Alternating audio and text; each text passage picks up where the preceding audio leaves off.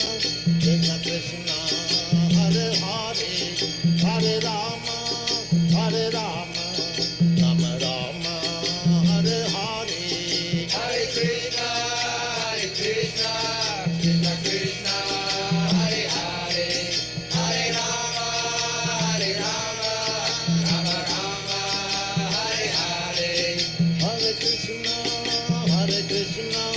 Krishna Krishna, Hare Hare, Hare Rama, Rama Rama, Hare Hare, Hare Krishna, Krishna Krishna, Hare Hare, Hare Rama,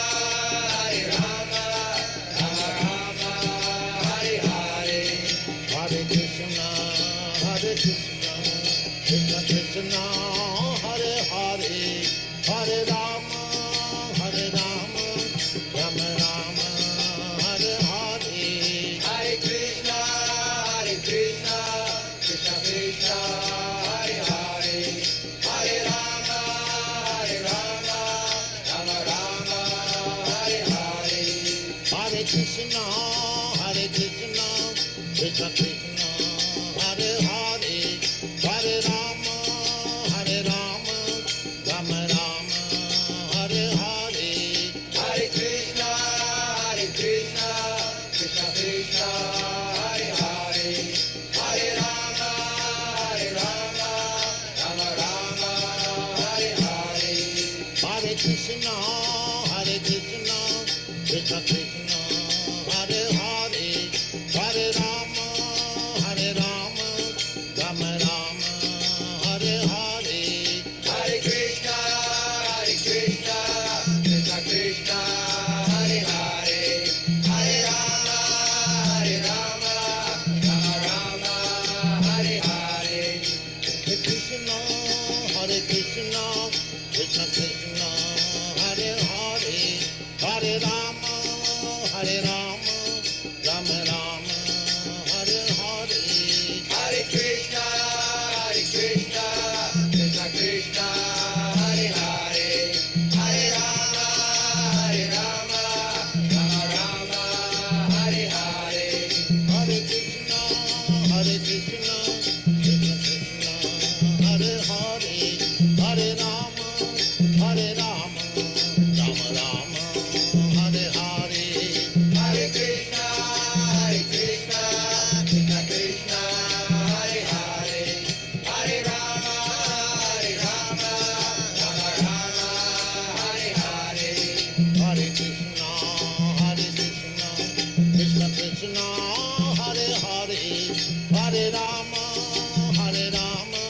Rama Rama, Hare Hare, Hare Krishna, Krishna Krishna, Hare Hare, Hare Rama, Rama Rama, Hare Hare, Hare Krishna, Krishna Krishna, Hare Hare, Hare Rama, Rama Rama, Hare Hare, Hare Krishna, Krishna Krishna, Hare Hare, Hare Rama,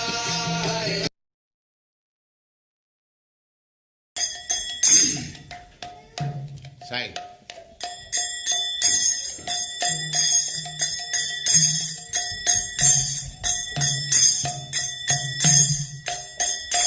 Jaya Radha Madhava Punya Bihari,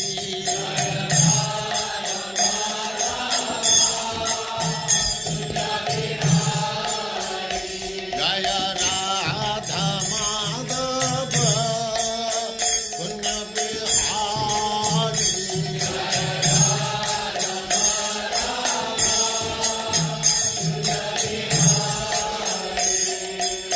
Gopi Jana Vallabha Girivaradhari, Gopi Jana Vallabha Girivaradhari,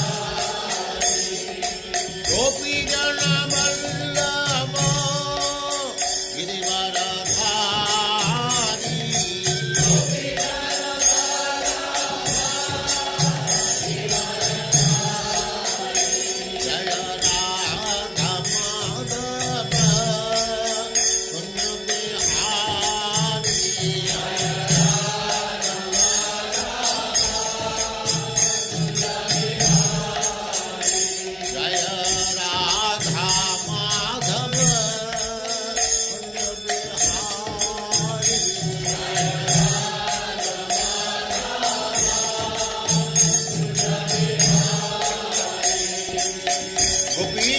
Vallabha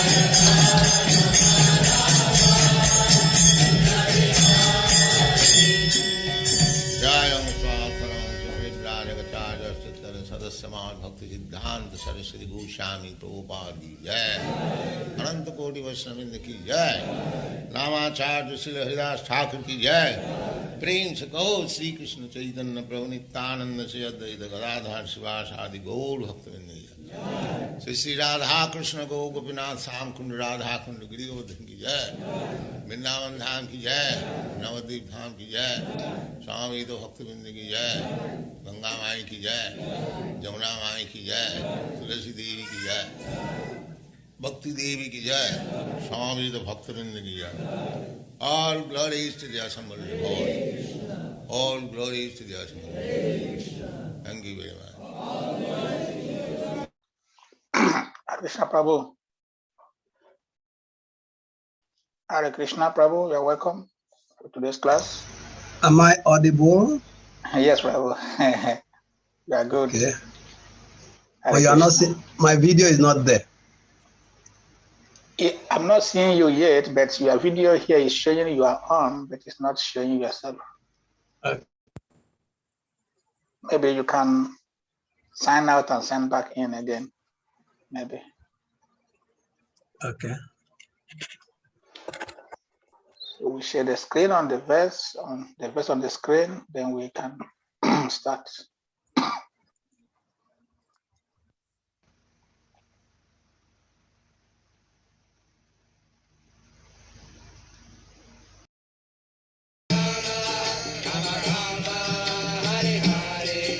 Hare Krishna, Hare Krishna, Krishna Krishna, Hare Hare, Hare Rama, Hare Rama, Rama Rama, Hare Hare. Hare Krishna,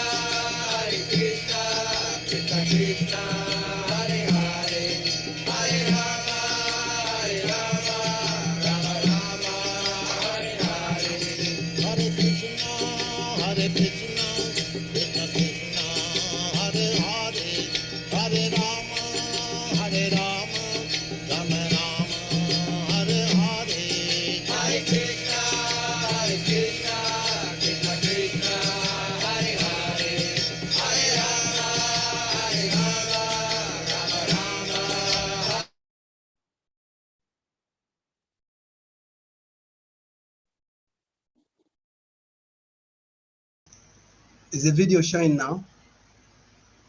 No, it's still the same. Okay. But you can go on. I don't know why it's not showing. I'm doing some experiment here. That may be the problem. Let me complete the experiment. If it works, okay. If it doesn't, but it will work. Video will be there in 1 minute or so. Just bear with me. Yeah, now it shows you. Showing me. Yes.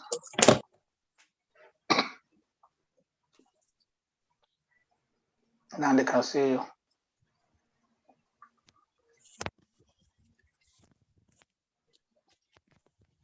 Your experiment is being recorded, though. Sure, you know, on YouTube. Okay. All right. So if you can see me good, then we can go now. Yeah, the verse. Hare Krishna, everybody. I would first of all like to wish everybody a very, very Krishna conscious experience in the unfolding month. And welcome to this session.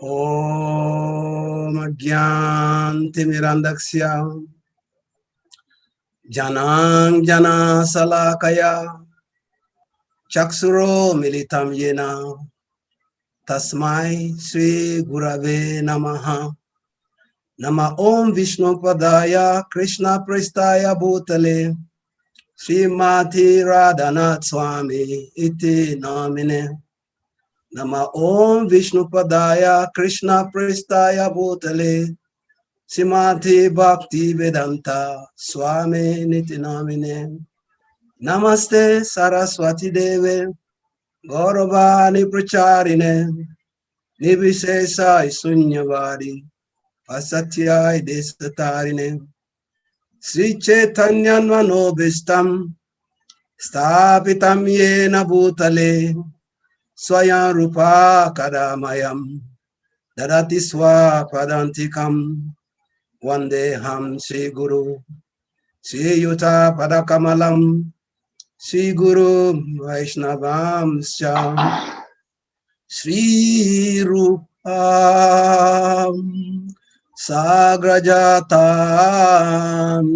Sahagana Ragunatam Vitam Tam Sajivam Sadvaitam Savadutam Parijana Sahitam Krishna Chaitanya Devam Sri Radha Krishna Padan Sahagana Lalita Shri Vishakam Sya He Krishna Karuna Sindhu Dinabandhu Jagatpate Gopesha Gopika Kanta Radha Kanta Namastute Tapta Kanchana Gorangi Radhe Vrindavaneshwari Vishvano Sute Devi Pranamami Hari Priye Mancha Kalpatarubhyaschai Kripa Sindhubhya Evacha Patitanam Pavanambeyo Vaishnavebhyo Namo Namaha Jai Sri Krishna Chaitanyan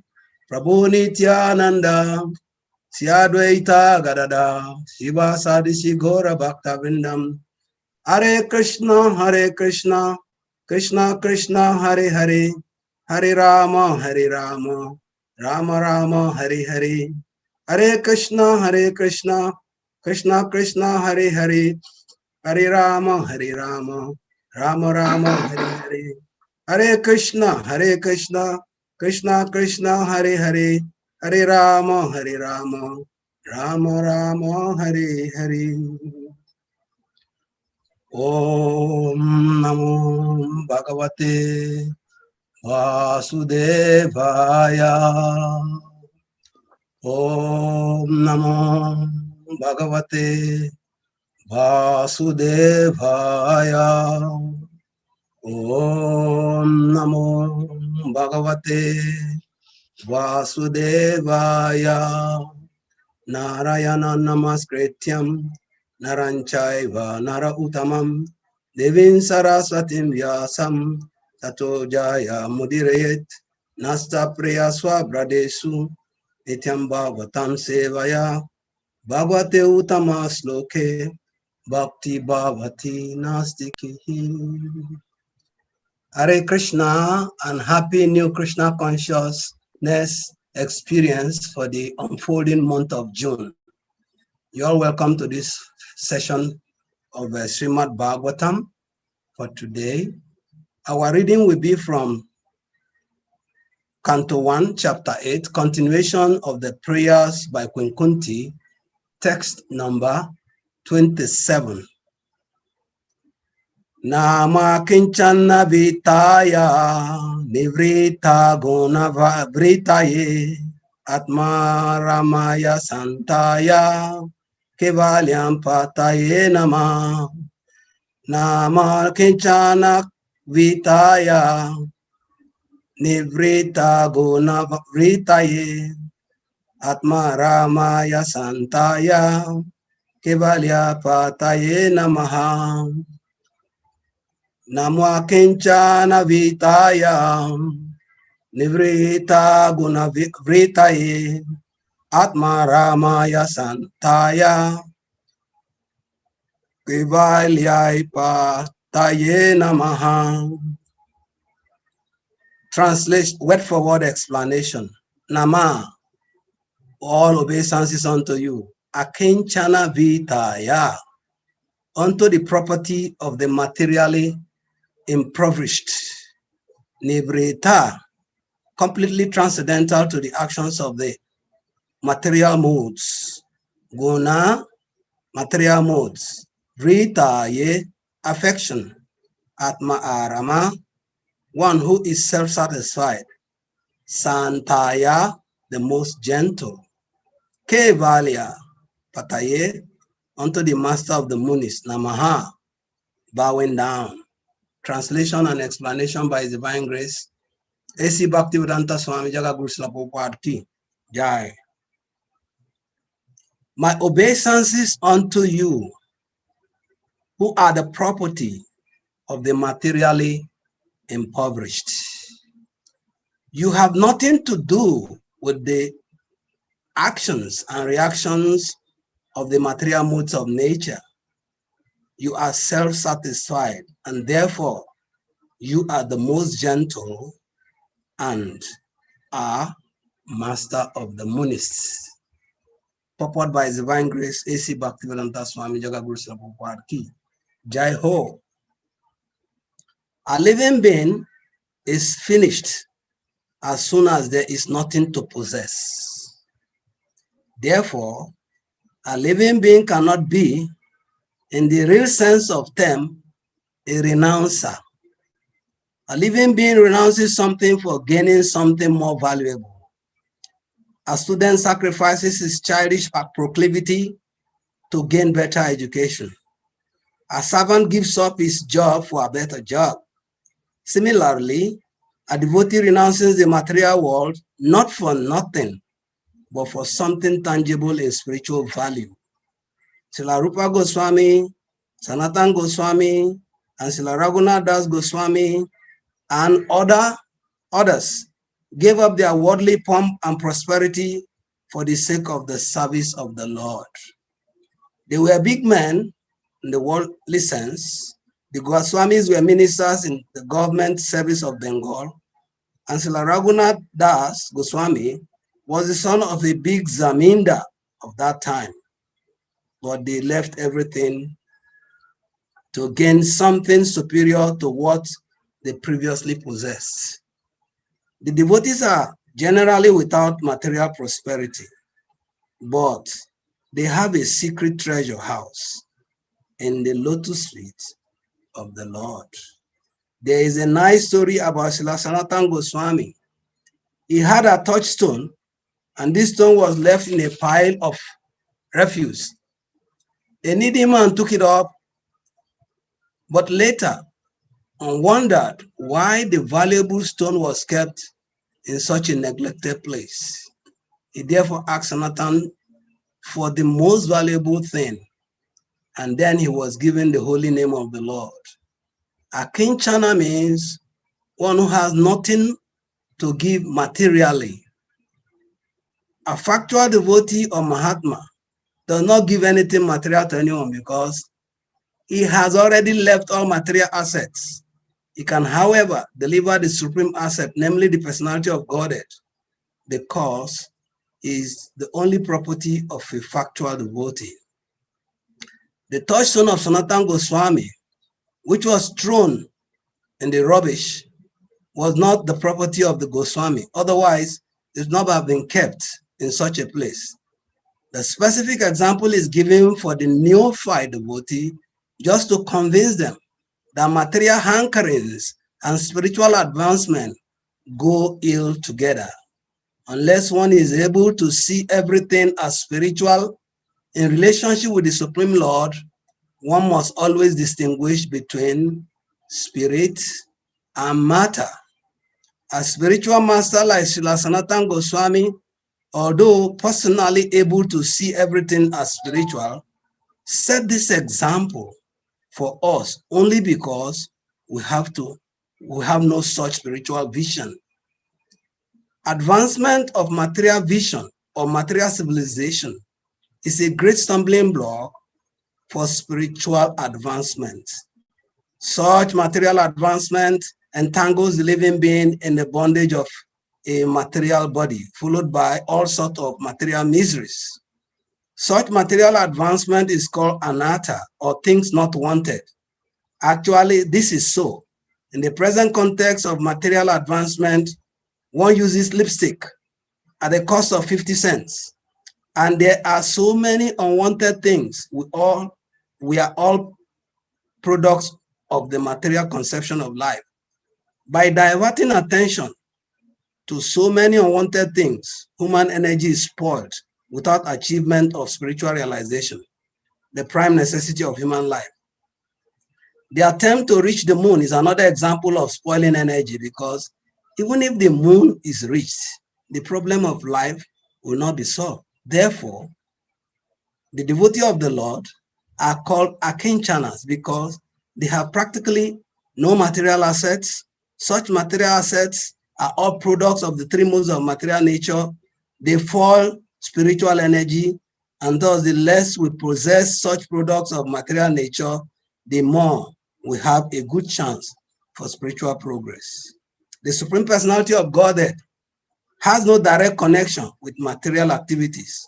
All his acts and deeds, which are exhibited even in this material world, are spiritual and without affection for the modes of material nature. In the Bhagavad Gita, the Lord says that all his acts, even his appearance and disappearance in and out of the material world, are transcendental. And one who knows this perfectly well shall not take his birth again in the material world, but will go back home, back to Godhead. The material disease is due to hankering after and lording it over material nature. This hankering is due to an interaction of the three modes of material nature, and neither the Lord nor the devotees have attachment for such false enjoyment. Therefore, the Lord and the devotees are called Nivrita Guna Vritti. The perfect Nivrita Guna Vritti is the Supreme Lord because he never becomes attracted by the modes of material nature, whereas the living beings have such a tendency. Some of them are entrapped by the illusory attraction of material nature. Because the Lord is the property of the devotee, and the devotees are the property of the Lord reciprocally. The devotees are certainly transcendental to the modes of material nature. That is a natural conclusion. Such unalloyed devotees are distinct from the mixed devotees who approach the Lord for mitigation of miseries and poverty because of inquisitiveness and speculation. The unalloyed devotees and the Lord are transcendentally attached to one another. For others, the Lord has nothing to reciprocate, and therefore he is called Atma Rama, self-satisfied. Self-satisfaction as he is, self-satisfied as he is the master of all munis who seek to merge into the existence of the Lord. Such munis merge within the personal effulgence of the Lord. called the Brahmajyoti, but the devotees enter into the transcendental pastime of the Lord, which are never to be misunderstood as material. Mukankaroti vachalam, pangam langa yate girim, yakripatwa mahamande, shi guru dinatarinam, yakripatwa mahamande, Paramananda Madhava, Sri Krishna Chaitanya, Ishwara. So we have to be very, very appreciative to Mother Kunti because of the exposition that she's making here. And actually, it is corroborated in the 5th chapter of this same Bhagavad Gita when Narad Muni was speaking to Srila Vyasadeva prior to the compilation of the Srimad Bhagavatam. He made 2 statements, and one of them, the one we are referring to here, is the exact one that Prabhupada used at the preface of this Srimad Bhagavatam. And he says, Tadvak Visago Jana Taga Viplavo Yasmin Pratisloka Abba Davatiapi Namani Anantasya Yato Ankitani Yat Srivanti Gayanti Grinanti Sadava. On the other hand, that literature, which is full of description of the transcendental glories of the name, fame, form, pastimes, etc., of the unlimited Supreme Lord, is a different creation. That is the Visago, different creation, full of transcendental words, directed towards bringing about a revolution in the impious lives of this world misdirected civilization.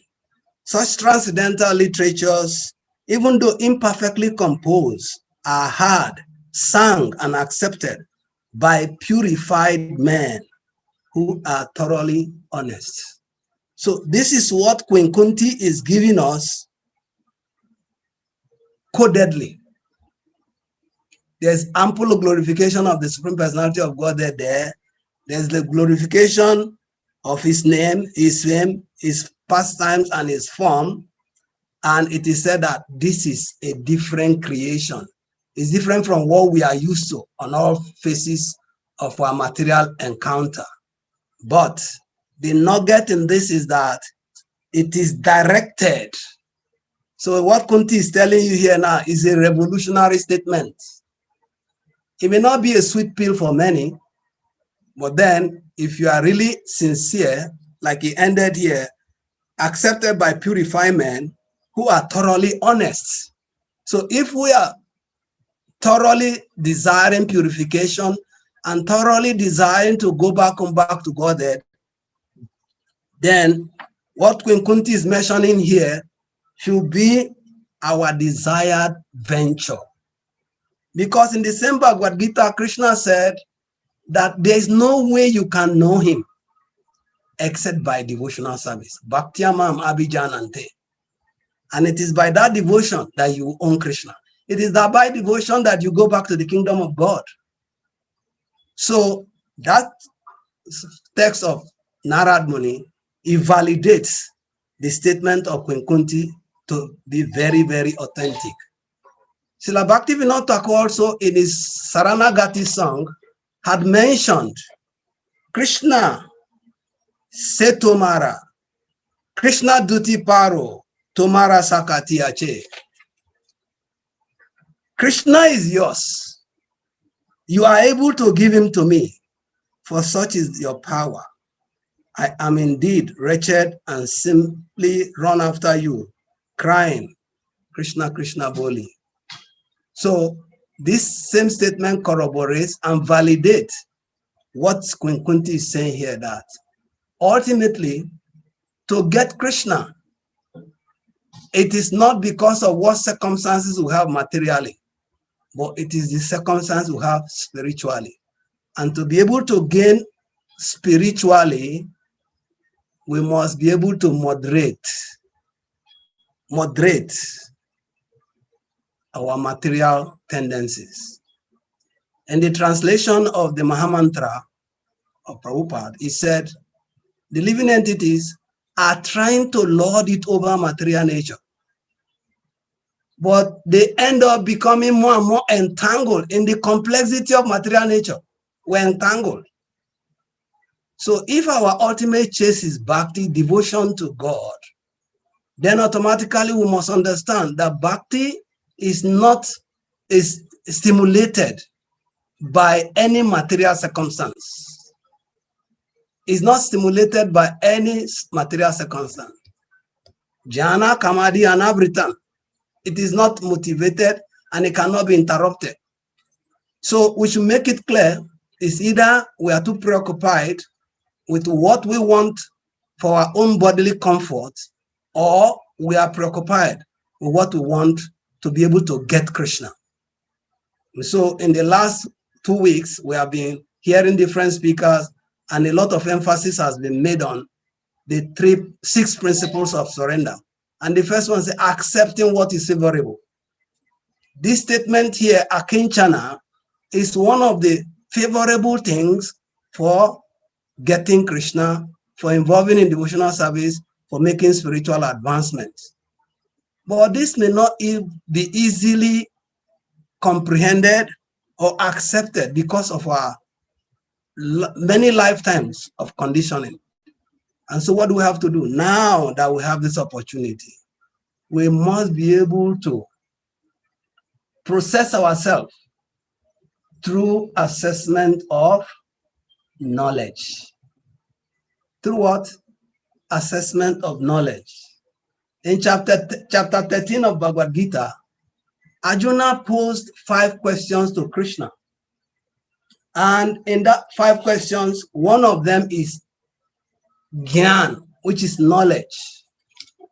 He wanted to know about the material nature. He wants to know about this Purusha, the enjoyer. He wants to know about Kshetra, the field. He wants to know about Kshetra Gyan, the knower of the field, and also Gyanam, knowledge, and also Jnana Yam, the object of knowledge. So here, to be able to progress in this part of becoming Akinchana Vitaya, we have to culture what it takes to know what is knowledge and what is not knowledge. So in that chapter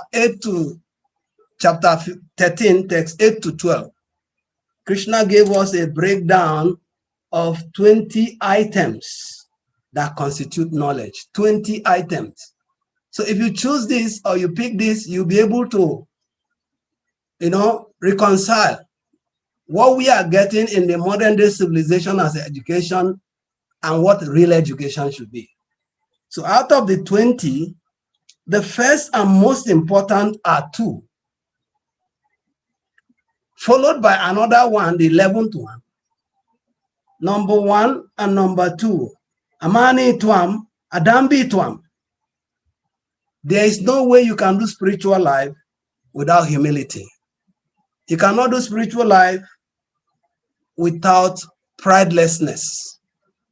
So the first 2 is humility, and you can see how much of emphasis Mahaprabhu laid on humility. Trinada Pisunichena, Tarora Pisaisuna, Amanena Manadena, Kitaniya Sadahari. So that is the first condition. And in ethical values, he said that humility is the mother of all virtue. So if you want to practice spiritual life, you must culture first knowledge about humility, no expectation of respect. You offer respect to others, but don't expect any respect in return. Pridelessness, not being anxious to be famous. Sometimes we do our spiritual life also chasing fame, but then we don't know that we are creating snags for our spiritual progress. Number 3 is ahimsa, non-violence, not putting others into distress. That is one side of violence. The main violence is not applying ourselves honestly to spiritual life and not giving others opportunity to experience spiritual life. That is the main violence. It's not how many people's throat you cut or how many animals you slaughter that is limited to being violent. But violence in the real sense is not giving people God consciousness. Then number 4 is tolerance. Shantir, bearing insults and dishonor. The ethic of our culture is, for yourself, you take all humiliations, all insults, but you don't accept insult when it is channeled or directed towards the personality of God or his pure devotees. Then simplicity, straightforwardness, and non-duplicity. Serving a bona fide spiritual master, this is a start point. Serving a bona fide spiritual master without motivation. You want to serve the guru and you have some expectation, that's already a disqualification. The other day, Giriraj Maharaj was speaking, and I think it was Kusa Prabhu also asked him, I heard, you gave up everything voluntarily to Krishna. And then Srivas Manachari Maharaj also asked him, what was the condition that made your management outstanding? And he said, he simply followed what Prabhupada wanted. So in serving a bona fide spiritual master, it should be as he wants it. And that is what Anukulena Krishna means. As Krishna wants it. No interest of ours will be protected. As Krishna wants it, when Krishna wants it. And then cleanliness, both internally, mind, and externally, body. And steadiness, determined to progress in spiritual life. Most of the time, like in the purport we're reading, say spending of energy. Our energy is spent more on improving on our material circumstances. But it is the illusion of the combination of the modes of material nature. And we're all seeing it.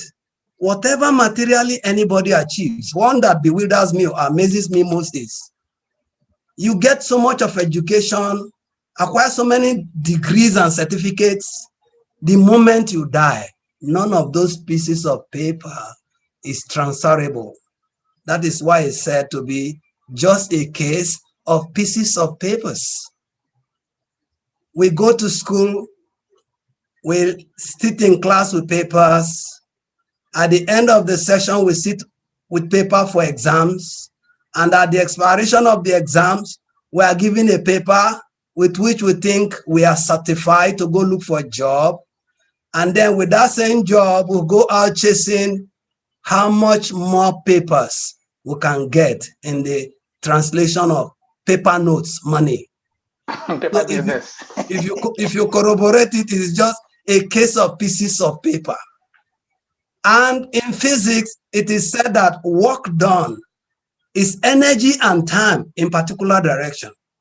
So if we put our energy in the wrong direction, there will be no work done. And that is actually what it means. Too much of the chase of material life will end up, you are not achieving anything. In the fifth chapter also, he said that somebody may forsake, he forgoes his material obligations only to do devotional service to Krishna. Yes, because he's still in immature stage, he can fall down. That is welcome. But there's one gain in it. He said there is no danger of him being unsuccessful. Because Krishna said, Nehabi kama nasosi, pratyavya yo navidyate, sopama pyasya damasya, trayato mahato bayat. In this endeavor, there is no loss, there's no diminution. So if we are determined to make progress, we will judiciously utilize our energy in the right direction at the right time. Then we'll have work done. And that right direction is towards God, towards devotional service, and towards the devotees of God. So the other one is self-control. Self-control involves rejecting unfavorable things, which is the second limb of the 6 limbs of surrender. Rejecting what is unfavorable is self-control. And you can see that the ultimate culmination of education, it doesn't matter what arm of education you get, spiritual or material, it ends in 2 things: spiritual or material education ends in only two things: willpower and wound power. Willpower means resolve to do, and wound power means no matter the condition, you will say no. Bhishma Dev was conditioned or compelled against his vow and will to put the ladies in Hastinapur into family way. But because he was a really educated man, he has the wound power. He told the mother, the stepmother, you know my condition, you know the nature of the vow I've taken, there's no way I can break it. So a real educated man is the one who can stand, whether there are people observing you or not. You know what to do, when to do, and how to do it. And you know when to say no to what is not in your interest. That is the whole purpose of education. Education is not just the certificates. So self-control, rejecting unfavorable things. And number 10, renunciation of the objects of sense gratification. What is keeping us here in the material world is basically chase after sense gratification. And we have been doing that lifetime after lifetime, species after species, in planetary system after planetary system. It doesn't end. But in this human form, it is a facility given to us to be able to break these genes of material existence. And so if we don't give up on sense gratification, it is the most unfortunate thing that we did ourselves. That is the greatest violence. So any chase of sense gratification is actually a targeted, conspicuous violence towards oneself. When one is chasing after sex, he thinks, oh, there's so much of pleasure in it. But actually, in Job, no says it's like grafting the scorn. You are only destroying yourself by every involvement. So we have to be very wary about self-gratification, and no false ego, no identification with the body, which is the main disease everybody has. Skin disease. I'm this body, I'm a Nigerian, I'm an African, I'm a European, I'm a lady, I'm a this, I'm a that, all on bodily designation. And you can see that the primary education Prabhupada gave us was, you are not this body. You are not the body. You are a spirit soul. So if you can make this dichotomy, distinction, and comprehend it, then automatically we can place our priorities right. And then perception of the evil of birth, death, old age, disease, and death, because they are the main cause of our sufferings. If we don't identify this, we'll be revolving in it. And then detachment and freedom from entanglement with children, wife, home, and the rest. Detachment. It is not the thing about Akinchana means materially impoverished. Does not mean that material things, if it comes of its own volition and it is going to be useful in the service of Krishna, we give up on it. Yesterday, the Prabhu who gave class was saying that there was a picture that was shown to Prabhupada of about a Mayavadi sannyasi that was depicting, they brought stack of money to him and he's pushing the money away, rejecting it. But Prabhupada said, on the contrary, if I'm the one you have to take this picture, you will see a reverse. I will grab all the money because I know how to use them and when to use them. So in the same way, home, family, children, and all of this, they are not actually detrimental. It is only the attachment to them. Attachment to it is what is detrimental to our spiritual life. Because see in the world today now, the Muslims are increasing both geometrically and arithmetically in population. Why? The Muslims have vowed in another 30 years to determine by population vote who will become the president of America and the prime minister of UK. No rigging. They float the number by procreation. And I can remember in Mauritius also, Bhakti Dhirada Maharaj was instructing his young householder disciples that since we are not making too many devotees by preaching, every householder should produce 10 children. So if every householder produces 10 children, yes, it is a Herculean task, but then you can see that we'll have number. In the places where we are looking for devotees now, we'll not be looking for devotees, we'll have number. So, and even-mindedness, I mean pleasant and unpleasant events. Constant on an unalloyed devotion to me with undeviating attention. This is the main point. After the first two, Adambituan and Ambituan, humility and pridelessness, this one, devotional service, is the next main thing, because that is the main goal of life. Devotional service, constant and unalloyed. It's not that you do for today and you stop tomorrow. Constant, unalloyed devotion to me with undeviated attention, pinpointedness. And then living in secluded place. Here, some people may think going to secluded place may be honorable for them or will be beneficial, but he said you have to live in devotees association. That's actually our seclusion, because that keeps you away from the, what do you call it? Away from the maddening crowd, You stay in the association of devotees, and then you'll be safe, because 99.9% of your spiritual life is determined by the association that you keep. Detachment from the general mass of people, accepting the importance of spiritual realization. This is also very important. If you don't think spiritual realization or spiritual advancement is necessary, you will not pay the price that is required. And then philosophical search for the absolute truth. This is not actually very relevant for the devotees, but it's for the Mayavadis. Mayavadis, they have to do all philosophical jugglery, speculation to know the absolute truth. And after knowing, what do they do with it? They want to merge in the effulgence of God, which is a misplaced priority. Now, after all this process of knowledge has been gotten, you can now use this as a standard to checkmate the type of education that we are getting today. Do these things get produced from the certification that we get in the schools? Obvious answer is almost no. But then Krishna went further in chapter 16 to tell Arjuna that when you have been able to gather proper education, automatically what is made available for you is that you can develop godly qualities. Because it's only with godly qualities that we can do spiritual life.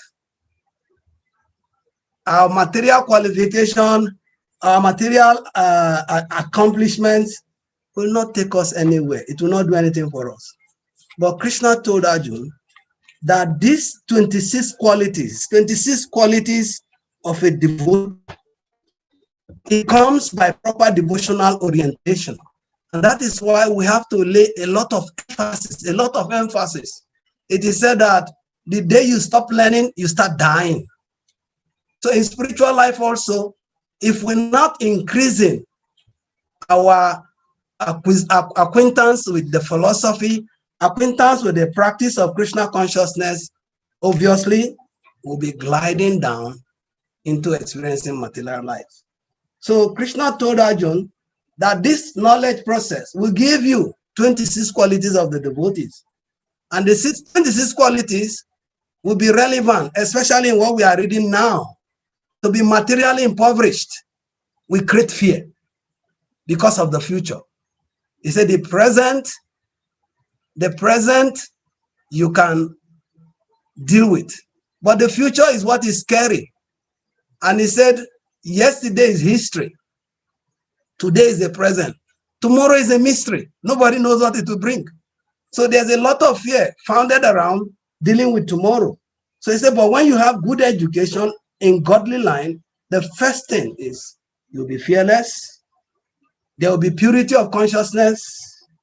You will cultivation of spiritual knowledge, charity. This is actually the dharma or the religion of the householders, religious practice of the householder. Charity, self-control. Self-control also was in the content of the process of knowledge. And self-control here actually means especially in sex life. It's just that when we don't have the real orientation, we don't have the real guidance, we don't have the real willpower and the wound power, it becomes difficult for us to know how much damage we are doing to ourselves by continuous involvement in sex life. It drains you.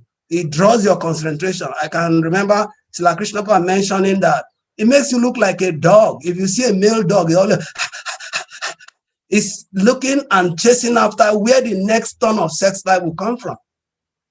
And you cannot be sober. You cannot concentrate. You cannot follow the 4 pillars of spiritual life if you are too much enamored by sex life.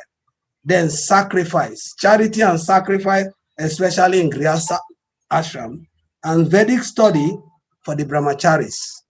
Prabhupada said everybody in ISKCON should be a brahmachari and all the women should marry. So obviously, Vedic study is important for everybody. And if we are not doing it, Prabhupada specifically had advised at least 2 hours every day you should study Prabhupada's books. And when you study every day 2 hours, you can imagine the kind of cumulative effect that it will do for you. That's actually how the revolution comes. There will be a complete transformation, complete overhauling of consciousness and lifestyle. And then austerity of the body, mind, and tongue. You'll be regulated. Simplicity, non-violence, truthfulness, freedom from anger, renunciation, tranquility, aversion to fault finding unnecessarily, compassion for all living entities. This is a very, very outstanding quality, because if after all our spiritual practice, empathy and compassion on spiritual grounds does not arise in our heart, we will not be able to give God consciousness to anybody.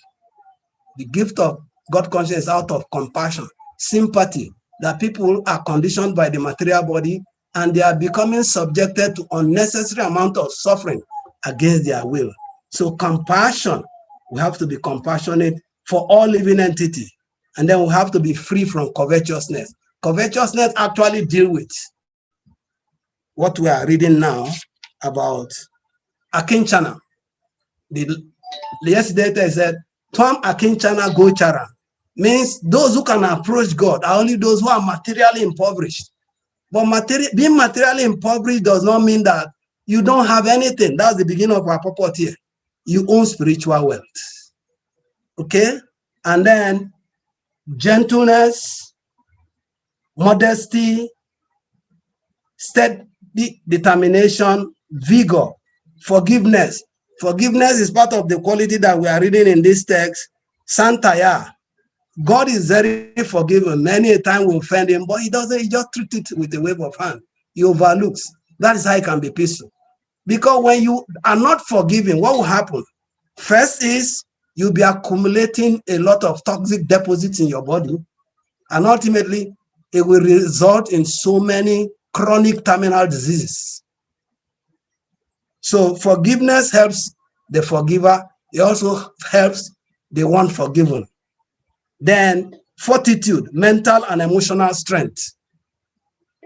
Cleanliness, internal in the mind and external in the body.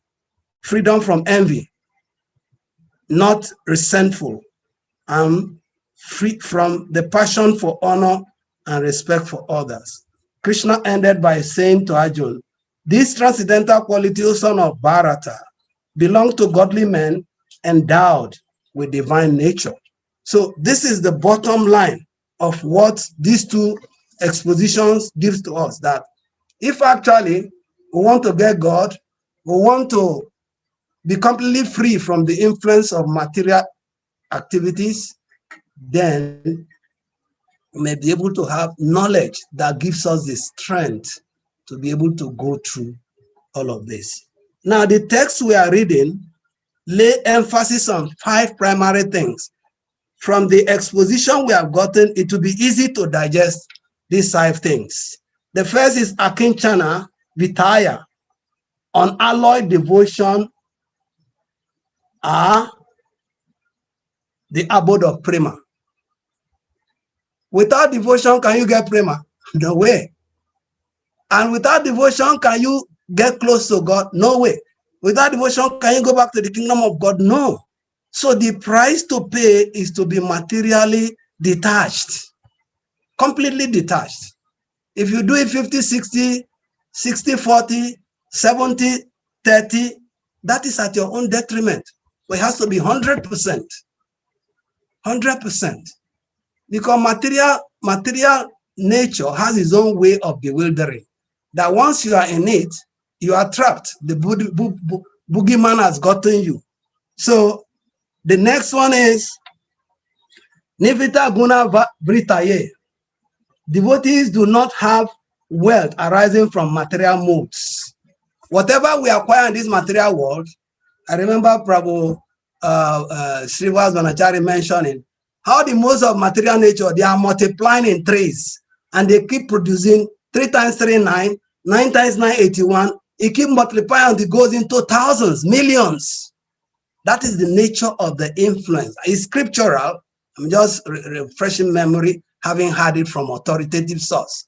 And when that is done, we perpetually get entangled in material life. So when he said in Bhagavad Gita, that the bewildered living entity thinks himself is the doer, but actually activities are conducted by material nature. And when we have been able to elevate ourselves from this level of consciousness, the higher consciousness, then automatically we become Mahatma. Krishna said about Mahatmanam Tumampata, Devim Prakriti Asritaha.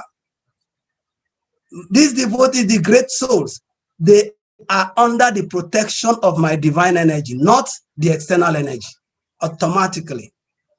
And in dealing with the material energy, is mentioned, material energy is doing a thankless task. She's not actually happy to put the living entity in illusion in the material world. But because it is the icha, it is the desire, Srishti Sthiti Pralaya Sadhana Shakti Eka, Ichani Rupa Mapiyasya Chiche Sate Sa, that the material nature is conducted by the wish, icha, of the Supreme Personality of Godhead. So, Durga does not want it as a pure devotee to put the living entity in bewildered illusion state. But because it is the desire of the Supreme Personality of Godhead, who also does not want the living entity to be bewildered, but he has to give them mercy. He has to revive them. And the two ways he gives revival, one is through punishment machinery. It makes Durga to subjugate them in illusion so they can face sufficient torture. Just like the prodigal son. The story of the prodigal son is not limited to the study of the Bible. It is in every theology and every tradition. So when you have suffered, then you come to your senses. And when you have come to your senses, then Krishna will give instruction to the same material energy. You can now set this one free. Other than that way, Krishna also comes to us to show mercy by his presence in the heart as the super soul and the guru in the heart, Cheta Guru. He also comes as the external guru in the form of the scriptures, the form of sadhus, and also at the initiating spiritual master. So in this way, we have every facility to be aloof from material influence. But it is up to us what we want. And then Atmaramaya, everybody wants self-satisfaction. The whole of what we are doing materially is to create some convenience for our own needs.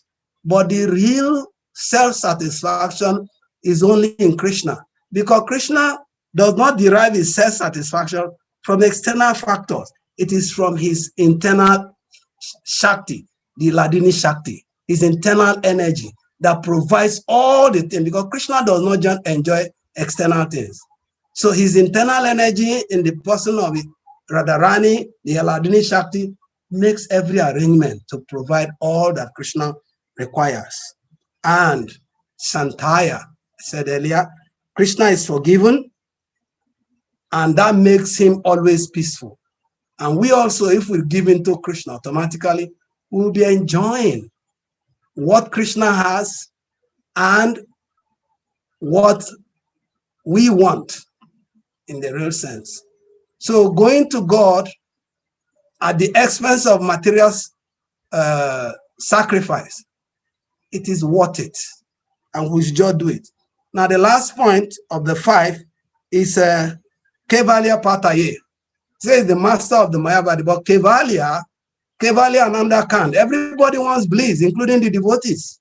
But the thing is that the Gyanis, the Mayavadis, they want Kevalia of merging into God. Prabhupada called that spiritual suicide. By nature, everybody is active. So how can you now go into Brahmajyoti and become inactive? It is suicidal. But because that is their desire, and Krishna said, I've been fulfilling the desire of the conditioned living entities since time immemorial. It's not going to stop. So allows them, they merge into the effulgence of his body. That is the much they can get. But for the devotees, Krishna will crack the Brahmajyoti and make them go into the hollow of the spiritual world and enjoy with him there. That's why he said that the devotees are owned by Krishna. And the devotees also own Krishna. So monistic be the reciprocation of love between the devotees and Krishna. And that's why he ended in the purport. Prabhupada said in the end of the purport that Krishna does not owe reciprocation to other people. The devotees enter into the transcendental person of the Lord, which are never to be misunderstood as material.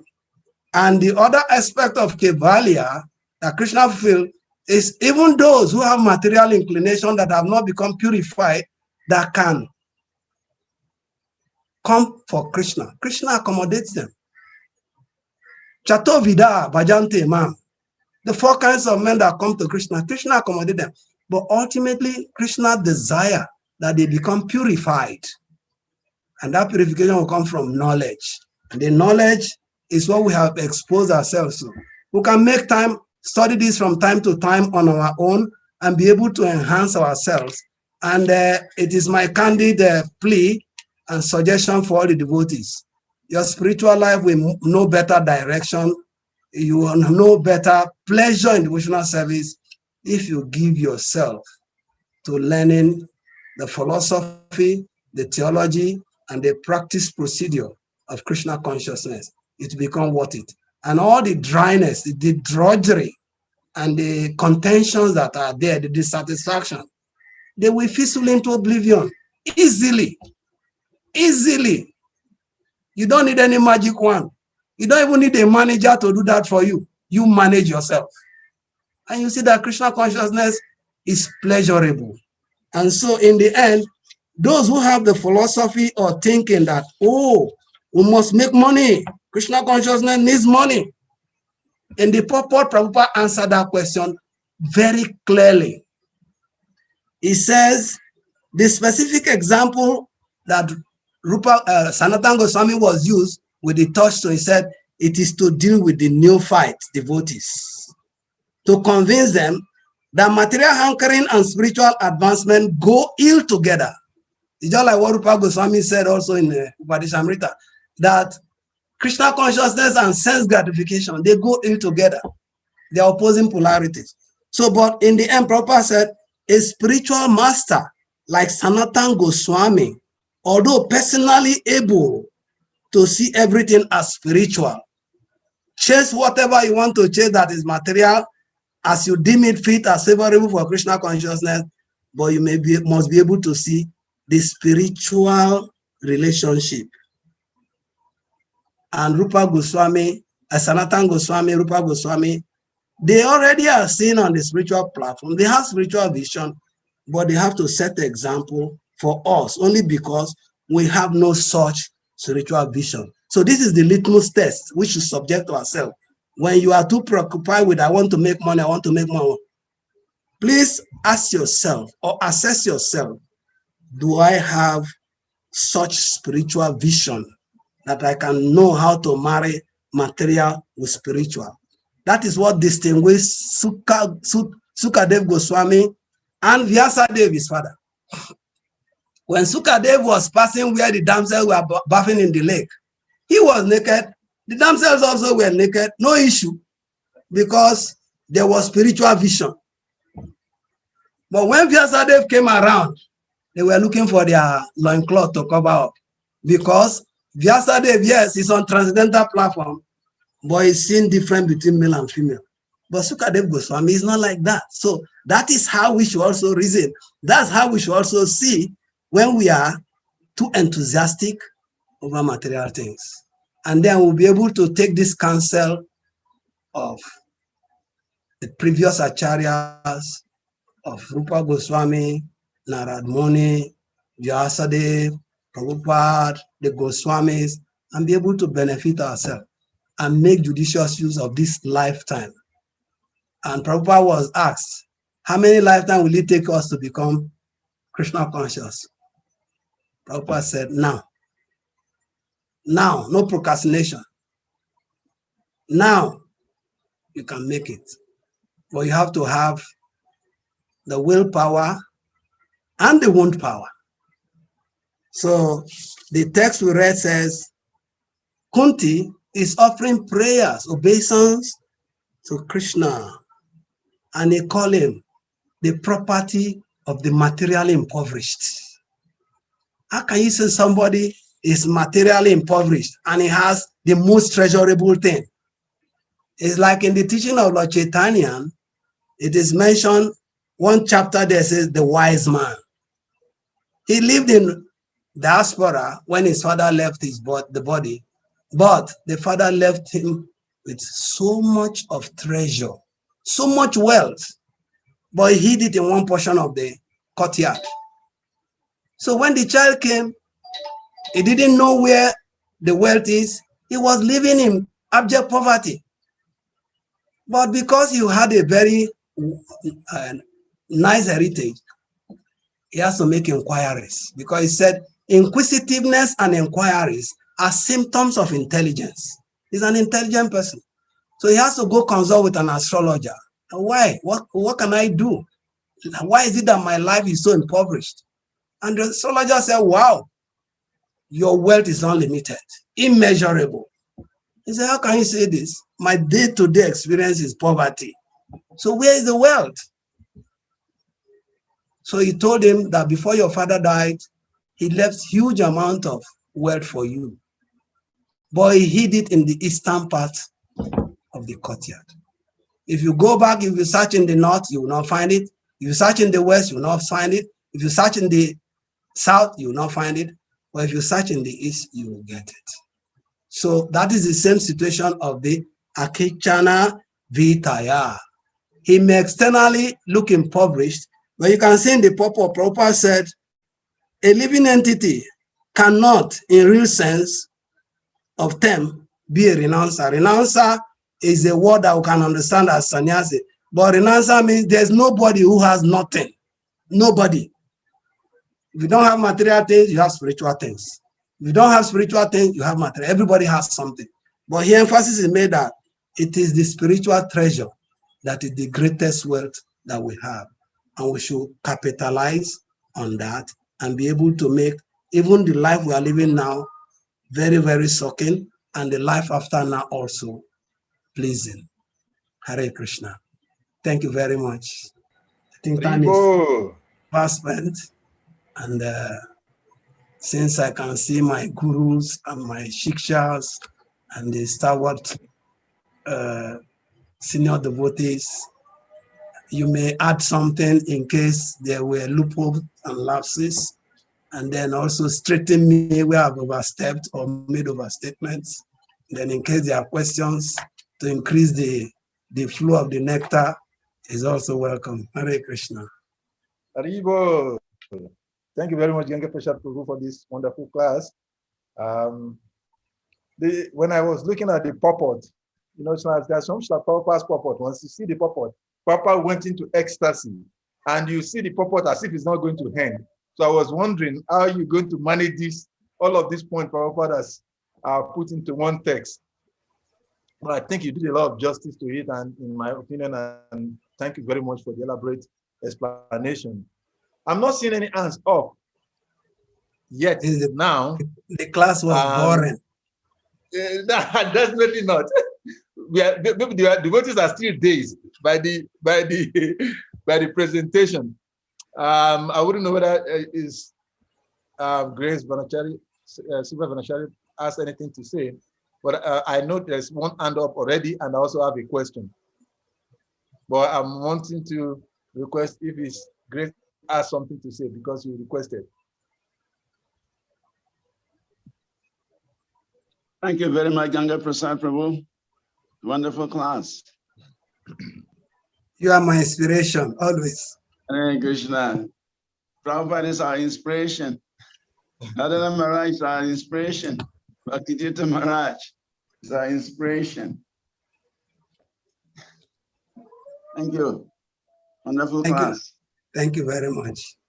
Hare Krishna. Okay, I have a question, but before I go, I'll give the floor to Sadi Prabhu first, then I'll go after him. Sadi Prabhu, please kindly unmute and ask a question. Hare Krishna, Shri Ganga Prabhu, thank you so much for the class. Hare Krishna. Hare Krishna, Sadhu Prabhu, nice viewing you. Hare Krishna. Your class invokes lots of questions. And I will see if I can ask a couple of them. First is, you were talking about Sanatana Goswami, who had Chintamani touchstone, and then he threw it in the dumpster. Again, Sanatana Goswami had gold coin. He also asked one devotee who was traveling with him to dump the gold coin. I heard this story from Radhanath Maharaj several times. So are you trying to imply, of course, your Prabhupada also indicated that Sanatana Goswami did what he did just to prove to neophytes that material acquisitions like Lakshmi is not compatible with spiritual practices. So how do we marry that, or how do we compare that to devotees trying to earn money to take care of Krishna's projects? For instance, we're building this planetarium. It involves lots of money. If devotees do not have money, how do we put up such a huge building? That's my first question. Thank you very much. Thank you very much. Very interesting question. The premise of your question was Sanatana Goswami. The issue of the gold coin is in Madhya Lila, when Sanatana Goswami was released from prison to go join Mahaprabhu. He bribed his way to the jailer by giving him all the gold coins he had. First he gave some, and then the jailer was still reluctant. Then he gave everything. When the jailer saw the pile of gold coins, he had a change of consciousness. He released him. But his servant who was traveling with him, Sanatana Goswami had requested, don't keep any coins with you. But the devotee had 8 coins. His disciple, the servant had 8 coins, not known to him. But this is a very good example. It's a very interesting story. That as they crossed, they came to a kingdom where they wanted the king to assist them to cross further to the hills or plain where they can now continue on their own and they'll be free from the zone. But then an astrologer in that king's palace told them that he see this guy having 8 coins. So the king and his cohorts, they were actually planning to assassinate Sanatana Goswami and his servant that night, only to collect the gold coins. But intuitively, Sanatana Goswami could depict that the kind of service he's giving him is so special. It is suspicious. It's just like what they do to by the servants of Kali when they want to sacrifice a human being. They will shave him, they will bath him, they will dress him nice, they will feed him very well. But the end point is they will slaughter him. So that's what the king was doing to Sanatana Goswami. But Sanatana Goswami was very wary and suspicious of it. So he now asked the servant, do you have any coins, any gold coin with you? The servant said, yes, I have 7 coins. And Sanatan Goswami told him, but I warned you not to carry any coin with you, any gold coin with you. He has 8, he declared 7. And then he went, Sanatan collected it and went to the king voluntarily and told the king, please have these gold coins. I don't have need for it. He may be able to facilitate you to help us cross over to the other side. So the king was very, very amazed and touched. He said, I'm surprised that on your own you brought this coin. Otherwise, by the end of today, we would have made slaughter of you and collect this coin somehow or the other. So he said, but I will not collect this money from you. You keep it. I will take you across or send my men to take you across. But Sanatan Goswami told him, please, I beg of you, keep these gold coins. If you don't take it from me, somebody else, somewhere, will also endanger my life because of these coins. So you keep it. And the king told him that I already know you have 8 coins, but since you are bringing 7, okay. So that is how Sanatan got the tip that it was 8 coins. So he didn't say anything. They took them up. They took him and his servant across the hills area. And then as they were to continue their journey, he called the servant and told the servant, how much coins you have left? He was on it at this point. He said, I have 1 more coin left. And Sanatan could reconcile 7 and 1 is 8, so no lies. So he told him, use that coin and go back to your village because you are not a candidate for this journey we are going on. Okay, so that is the danger that Sanatan Goswami has shown us from his own personal experience, which is a experiential learning. We learn from his own experience. Vyasadeva also learned from the experience of Narad Muni, and the same thing Sanatan extended now in the touchstone episode. He proved that this touchstone is nothing compared to the pleasure in the holy name. So when that desiring man came, that he wants the most treasurable thing, he told him to go to the dustbin because he knew he can understand his mentality. He's a materialistic devotee. Go to the dustbin, you will find the most pleasurable thing, which is touchstone. If you touch your head, it will be golden. Any part of your body you touch will become, anything you touch will be golden. And so the guy was so excited, you know, and he took the touchstone, he was touching everything and everything was turning into gold, but the golden look and the golden experience, they don't give him the inside satisfaction.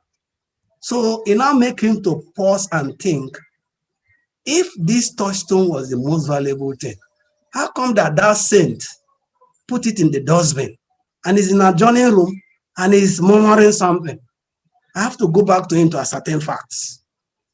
So that's how he came to him and he ascertained fact, and Sanatan Goswami was able to make him know that yes, for the material minded people, gold is the most treasurable thing.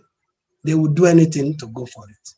But higher than gold is God himself, because God, his name, his form, his pastime, his paraphernalia, they are not different. And in the common saying, one with God, he has everything. He has majority. So why don't we now see in that light and chase after God? Now, the other side of your question, the devotees who are trying to raise money for Krishna's project, it is not wrong. It's a very good desire.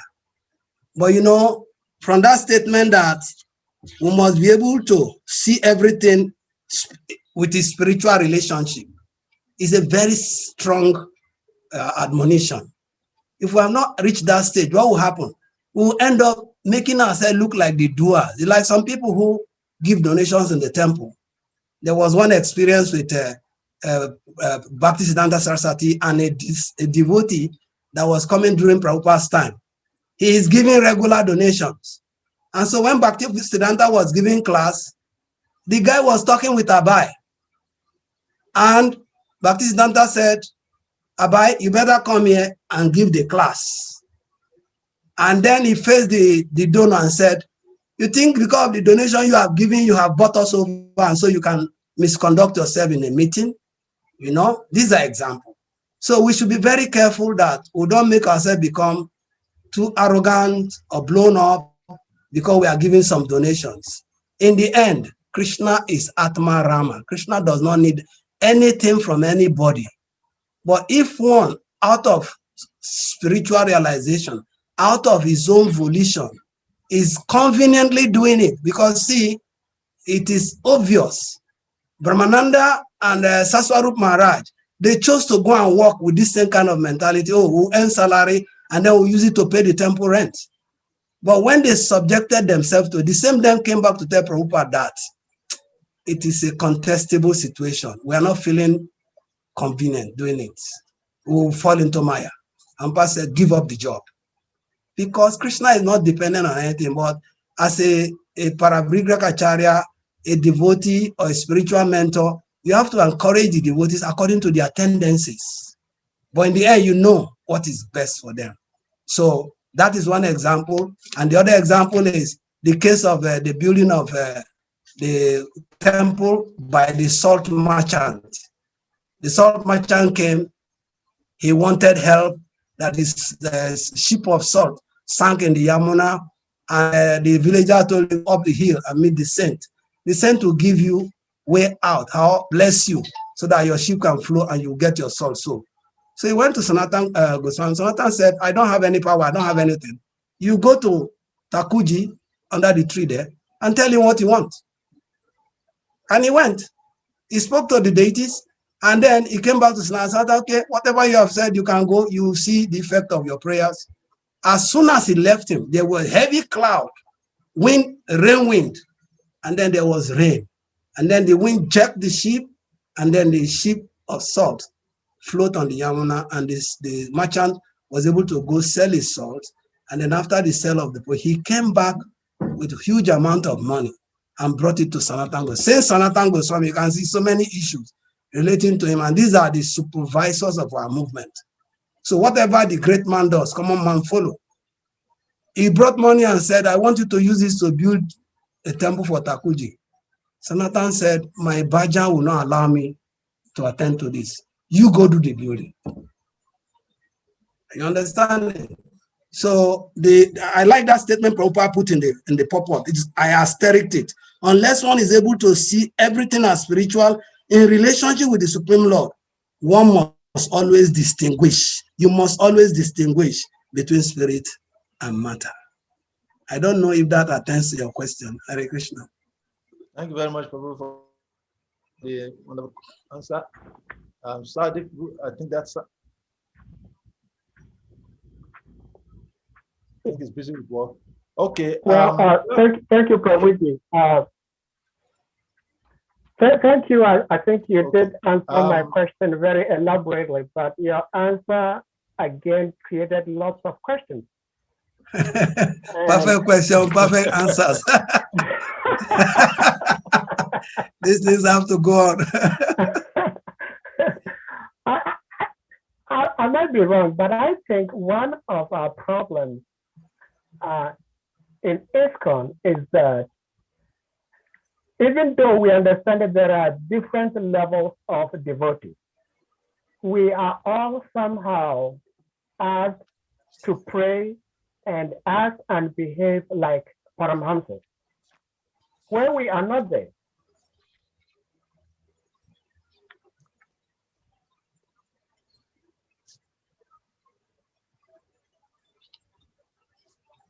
Are you true? Are you true? I can't hear you anymore. I think he lost it, but before he comes back, maybe I can ask my question now. We lost. I think he's just busy with some work. Father, don't worry yourself. My question is. Sorry, don't worry yourself. That is for sannyasi.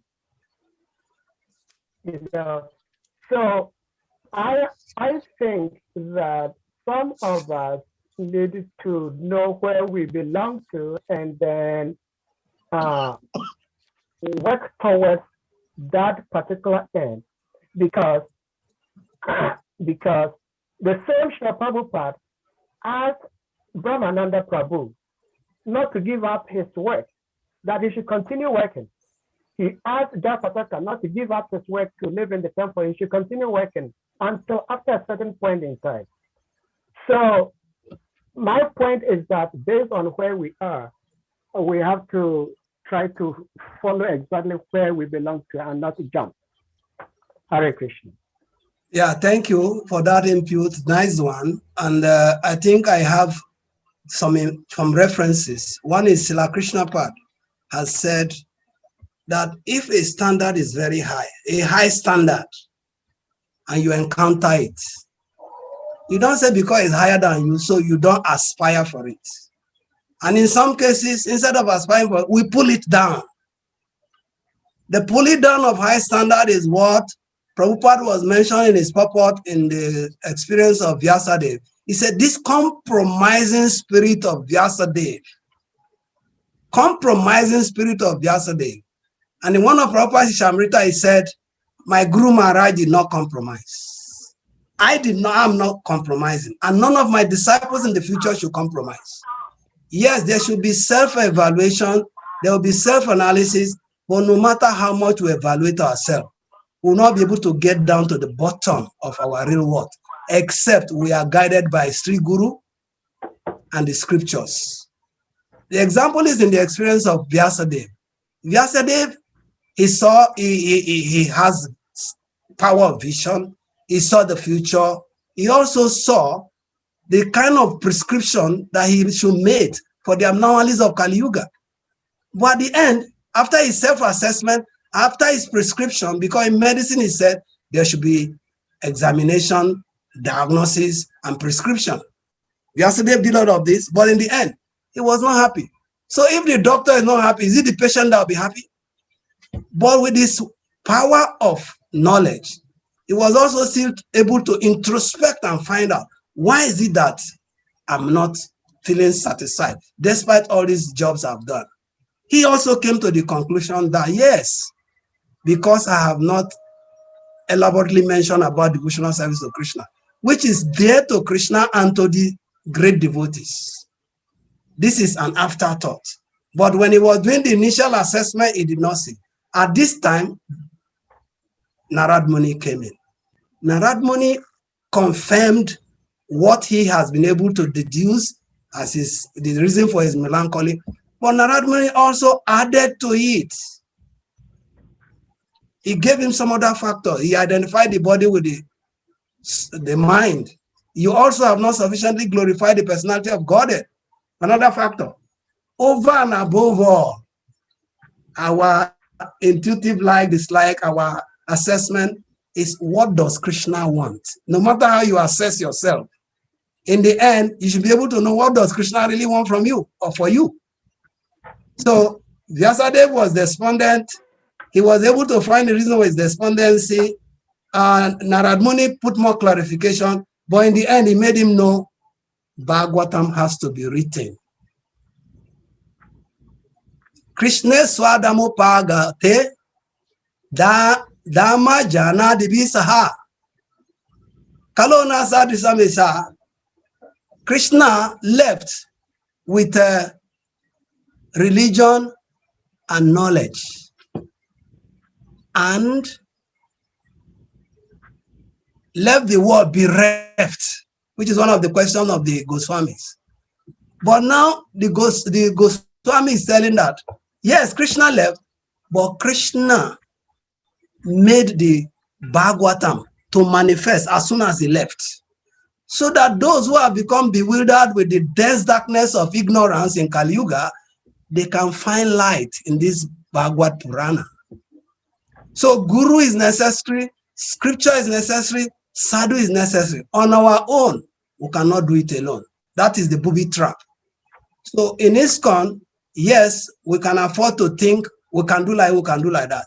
What we think is best for us may not be in the best of our trains. That is the institution of Guru. So you have two circles, circle of control, circle of no control. There are areas where you can turn things around, but also where you are helpless. And it is the guru who can unknot those areas of no control for you. So yes, you are right. We have to constantly be doing personal assessment. We must be assessing ourselves. You know, it's like learning to memorize slokas and then to do sloka memorization assessment. And then at my age, 62 years, I'm trying to learn slokas. My brain will jam. But then, because it is imperatively necessary, you have to structure a formula how to do it by consulting with those who have done it before, your Guru Maharaj, your senior associates, and then you can do it because age is only number. Hare Krishna. Hare Krishna, Prabhu. Our next question is from Ganashakshi Prabhu. Ganashakshi Prabhu, please kindly unmute and ask your question. Oh, Swami Gyana.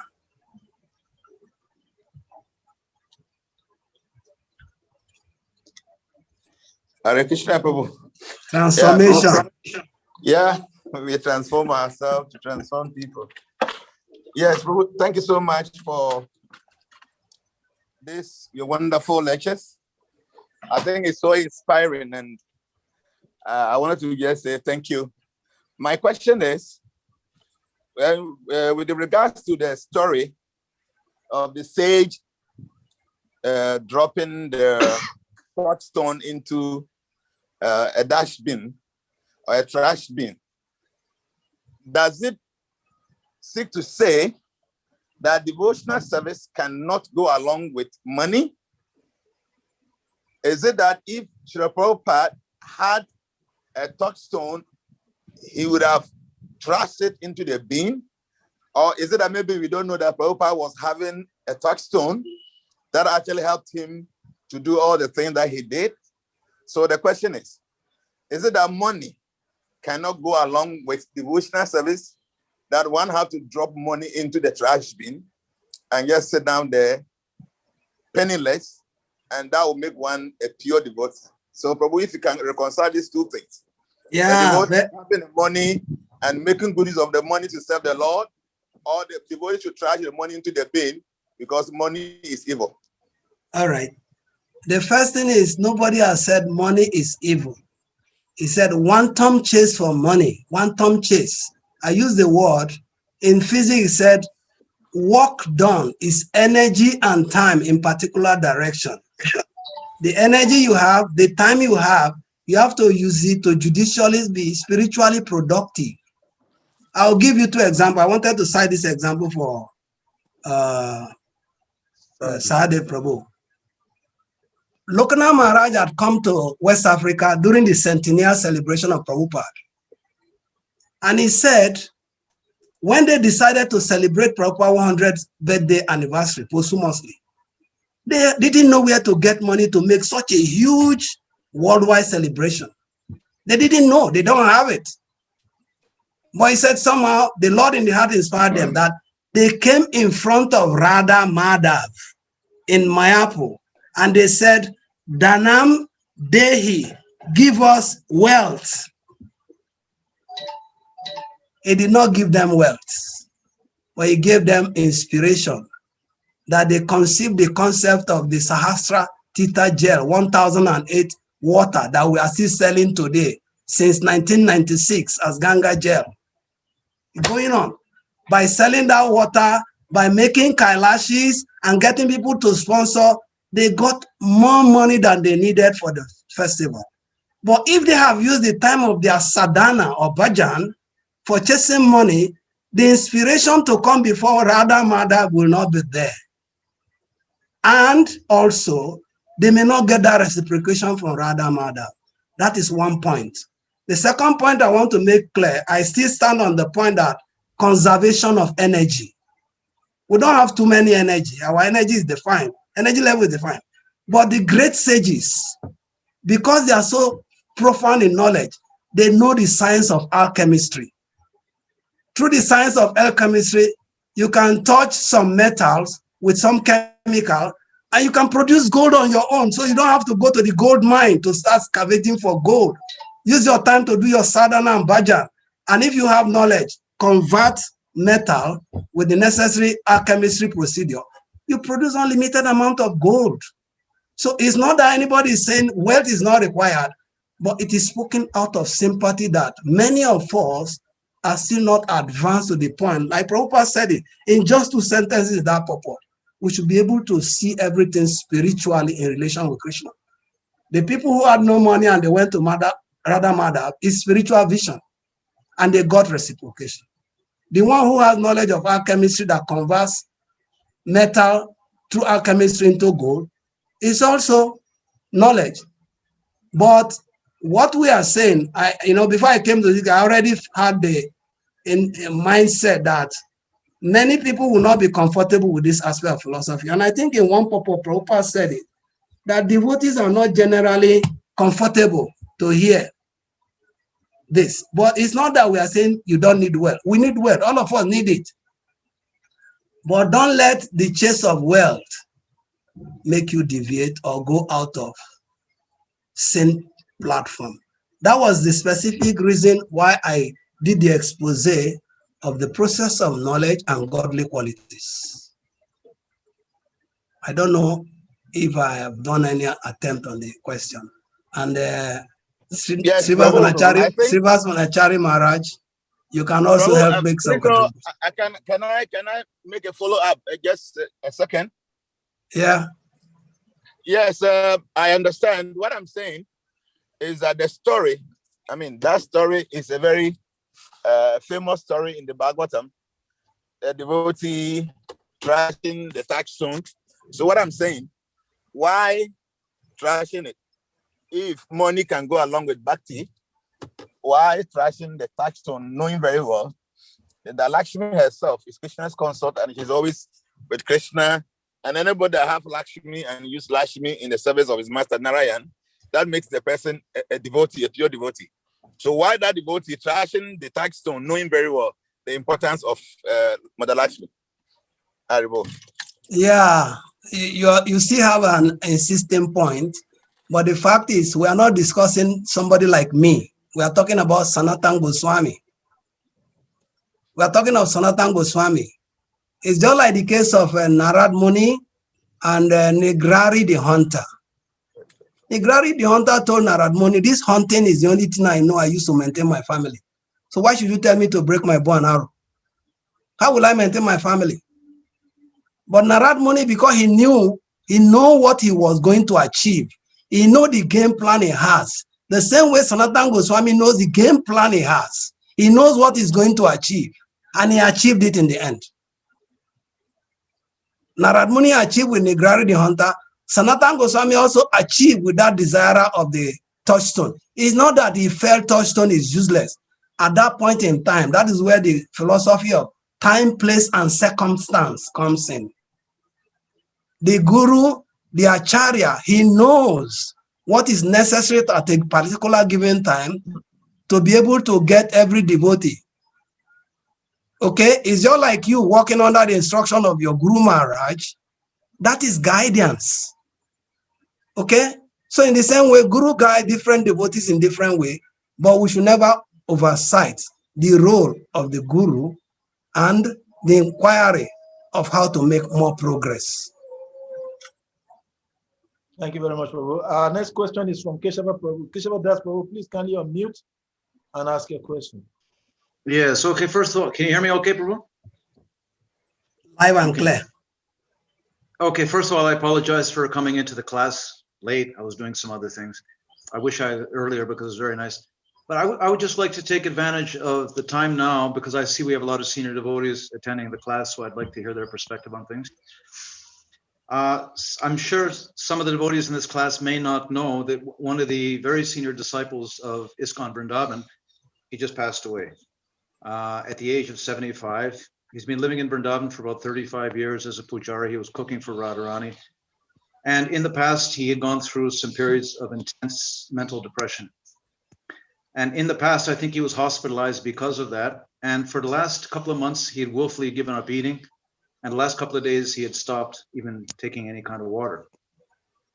So it was actually yesterday or today, I think. It was yesterday that he passed away at the age of 75, 76. In the evening, around 5 something in the evening. Right. So my question is, Prabhu, if something if somebody in the West were to willfully stop eating water, food, or anything like that, they would be committed to a psychiatric institution for some kind of assessment. They would be kept in a room with a full-time attendant, and they would probably put him on an IV line, provide his body with all the nutrition it would need. And in a lot of cases, I think they would put them through some kind of psychiatric medication so that they could become balanced emotionally and they could see some light at the end of the tunnel, and that they would realize that, yes, there is indeed a reason for living. So my question is, as aspiring devotees, how do we know when we should it was his actually willful desire to leave his body. Now, that desire probably came from a lot of intense depression. So how do we know as devotees when to intervene in something like that, or just allow nature to take its course, or leave that between them and Krishna? Because if something like this were to happen in the West, I'm sure the people under whose care Bhubaneswar Prabhu was in would probably be held legally accountable. Dereliction of duty, failing to alert the concerned authorities that a person is in a position like this, where their life still could have been saved.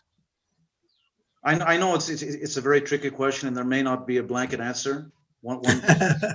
Anyway, you have a very valid point in the question, and you have very good understanding of comparative environments.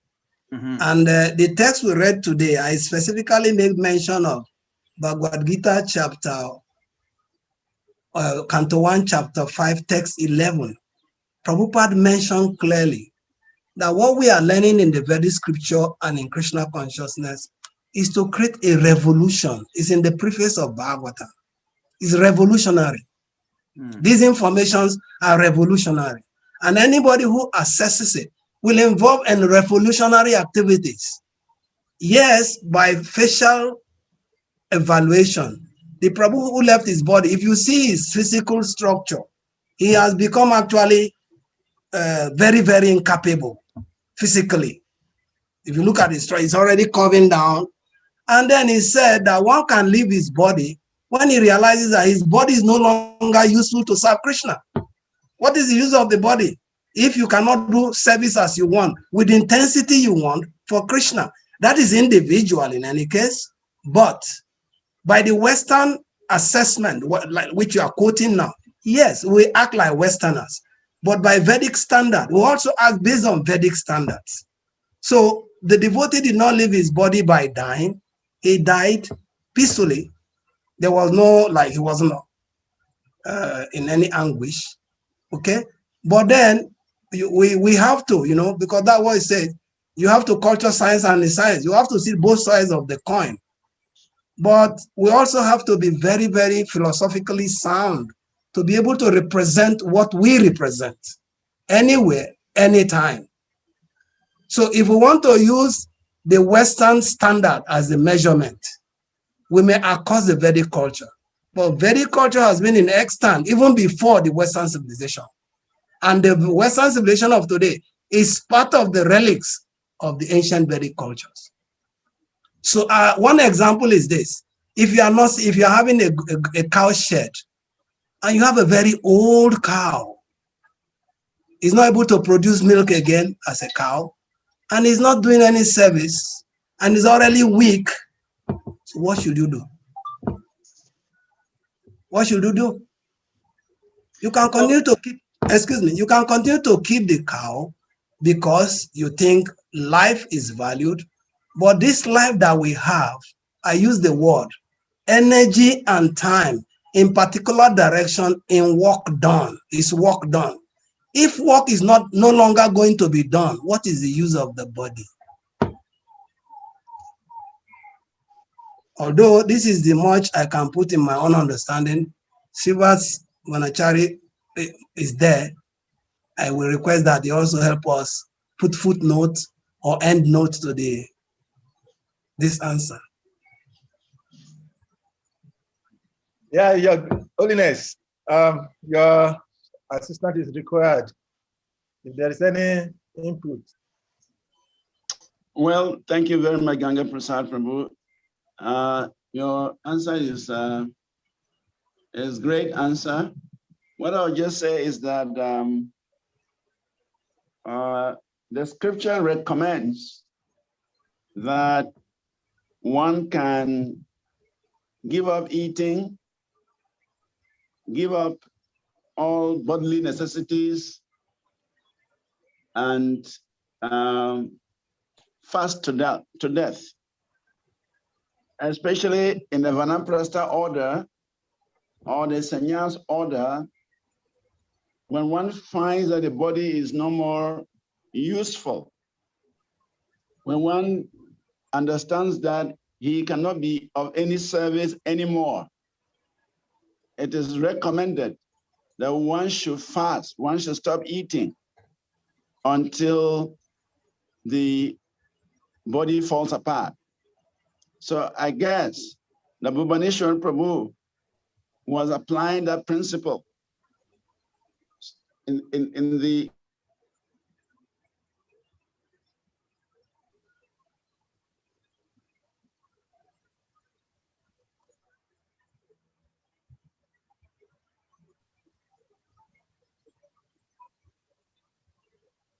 No, I think there's a network challenge there.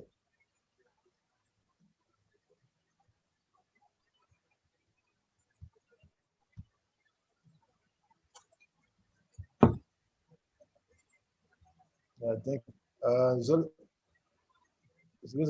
Sriva's network is a little bit disturbing. We'll wait for it to come back. Meanwhile, I have another question from George Amiga. So George Amiga, please go ahead and ask your question while we wait for His Holiness network to come back. Hare Krishna Prabhu, Dandavat Pranam. Hare Krishna, welcome. George Amiga. Nice to behold you. Thank you very much for your wonderful lectures. Prabhu, I once asked you a question on this very noble platform. When you preach like this, and I asked you, isn't that you are preaching poverty? You said no, and you gave me a very elaborated answer, which goes down well with me. And I still ask this question to Bhakti Dira Damodara, and the answer is renunciation is opulence. I've accepted that one also.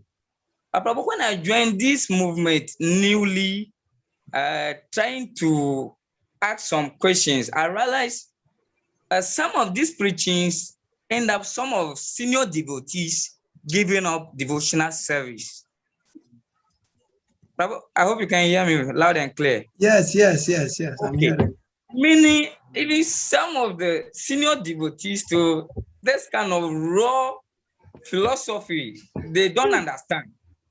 So, and I learned we are all backers. So I think in future, it sound kind of you blend it so that you'll be able to go down well with that. Because you see, we don't normally understand these things to the point that when some devotees trying to work seriously to help even devotional service, we think it's a Mayadas. That's the name given to them. So I think in future, we should blend in such a way that it will go down well with us. If not, Prabhu, it will deter us, to be honest with you. Hare Krishna. So if you have anything to say to that, Prabhu, I hope you can clear my doubt. Hare Krishna. Hare Krishna. Thank you very much for that input. This is a live wire topic. A lot of reaction comes with this. But then, you know, our practice of Krishna consciousness is not limited to what is preached. It is also what is realized. Okay? What is realized? Yes, money is required. If I tell you in terms of money value requirement, how much I need to sustain my stay in India for my medication, it will not come from anywhere. I take one medicine monthly that costs 325,000 naira. Calculate that monthly. That's only one drug. Other drugs are there. Do I have the savings? I served in Nigeria. The Yatra is not in position to fund it or support it. And I don't have to blaspheme anybody because I know that I'm in Krishna's care. I'm hale and hearty here now. I'm still under medication. but my bills are going on. So where I will put it is this. I want us to all understand from all sides. Nobody is preaching poverty, but there is a need to understand that the philosophy says one who makes do with gains that come of his own accord. There is gain that come of his own accord. I will tell you this. In the experience of this COVID, one man in America, he was exposed to be put under ventilator for some oxygen. And when he was to leave the hospital, they told him pay a specific amount of dollars. When he saw that, he kind of expressed some, ow, wow, this much of money for only maybe a few hours of oxygen. Then the people now say, is it too much? Are we asking for too much? He said, not in the least. I'm only evaluating that I have been gifted with free oxygen all my life until this age, and I never paid a dime. I never struggled to earn money to pay for it. That is windfall gain. But now, just for a few hours of emergency, I'm compelled to pay. So if God has to bill me to pay for that volume of oxygen, will I be able to pay? No. So let us balance the thinking. We are seeing according to the color of the spectacles of our vision. We are seeing from outside, we are seeing to how passion is moving, but the reality is this. The quantity of air you breathe until you die is already written down. The quantity of water you drink is already documented, but you don't know. So because of not knowing, you are thinking by your scheme, by your effort, by your schemes, you can make a lot of things, but let us get this straight. In the history of ISKCON, many people, I won't mention them, but many people have left ISKCON that they want to go and make money to support ISKCON. Until today, we have not seen the arrival and we have not seen the money. But as ISKCON closed, ISKCON is running because we are not doing material thing, it's a spiritual thing. And if you're a Bible student, it said, it is not he that runneth the race or the one who willeth. It is God who shows mercy, not by power nor by might, but by the leading of the Spirit of God. So we should not just close ourselves to one pattern or line of thinking. We should be broad, see from all sides. That's why Prabhupada said in the purports, you should be able to see material and spiritual. And how does that mean? You will be able to understand from your own disposition how much time do you have. Look at what it means. I worked for some time after I left managing Benin Temple and the Apapa Temple. Devotees arranged for me to go and work. I worked, yes, I earn money. And as I speak with you, from that little time work, I'm a pensioner. I earn monthly pension today. But then it wasn't an easy experience because like you have to throw it all to the wind because you want to earn.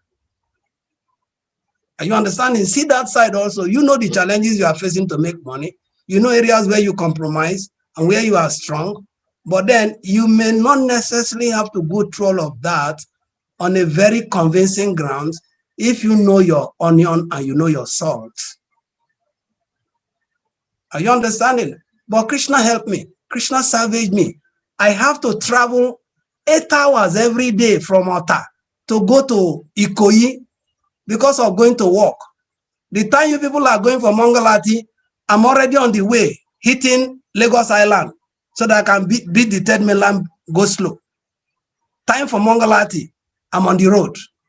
So when will I do my own Mangalati? It's a minus. When will I chant my rounds? It's a minus. And I was crying to Krishna. How did I find myself in this kind of situation? But you won't believe the miracle. Krishna arranged that I didn't have to do anything, but I got a job again in the very environment where I live. And that 8 hours journey was cut off. 10 minutes from my house, I'm in my office. 10 minutes from my office and my house. Professor Salika, you know both the offices. Exactly. And because of the time I got in my advantage, I did accomplish more things, which is time and energy, within that period. And out of that, a preaching center was established, which I couldn't have done if I was in overlanding to Ikoyi. So it's not about preaching philosophy. We all have our various experiences. We are not kids in this movement also, but then we don't have to be arrogant about it. But everybody should check from their own experience. What is your advantage? What is your disadvantage? But don't do justifications, because different strokes for different folk. What works for you may not work for me. What works for me may not work for you. So in metaphysics, say, physician, know yourself. You know yourself. What works for you, do it. The important thing is become Krishna conscious. Accept what is favorable, reject what is unfavorable. For 8 hours, like 5 years, I was on the road. I'll come back home around 1 a.m. early morning, and I'll leave my house by 3:45 to go to work. I don't even have up to 6 hours for myself. And I was crying. What I told myself, it may be part of why I have this cancer also, because the stress was too much. I said I will die if I continue like this for a long time. And you know, in God's infinite mercy, He made arrangement. I got a job. I cannot explain how it happened. I'm in Ikoyi, and 2 streets from where I work in Ikoyi, one of my old Indian friends is living there, 2 streets behind in Milverton. And then he called me, "Oh, I want to see you in Otta, where you live. We want to set up a factory, and we want you to introduce somebody who will be the personnel person there for us."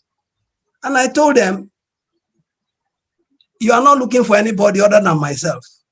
It was a cross situation. They are in Ikoyi, they have a factory in Otta. I'm working in Ikoyi, I have a house in Otta. It's like cross multiplying. But we balanced it. I went to resume the work in Ikoyi. And as I speak with you, I don't have any regret for doing that. He has helped me more. You know, he helped me that I showcase Krishna consciousness, that even as a admin human resource manager, I wear seeker to go to any government representation. And my director will say, "See this man, he believes in my religion more than myself." My director says that. Okay, so everybody, you see how it works for you and do, but don't lose sight of Guru's counsel, devotees' counsel, and scriptural guidance. This is what I will put in. It's working for me, it will work for any other, but nobody is preaching poverty. Nobody. It's a misunderstanding. It's a misunderstanding. So we have to get the understanding right.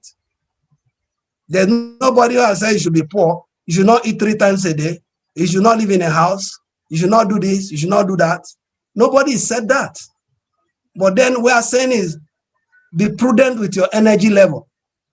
Have the right priorities, and not make surviving your primary goal of life, because whether you work or you don't work, the same way you don't plan for misery, misery will come.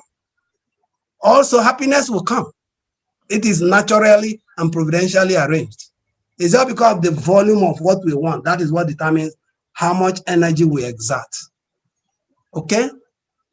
That is what I can put in. Thank you very much. Thank you very much, Hare Krishna. I will spend 1 hour, 50 minutes here in this class, and I think the cap is 2 hours maximum by the organizers of this platform. But before we go, I actually wanted to ask a question, but I think I'll postpone that for another day. But if you can, in just 1, 2 sentences, brush on it. I think you shed the light on some of these questions that have been asked about being poverty impoverished and materially impoverished and all of that.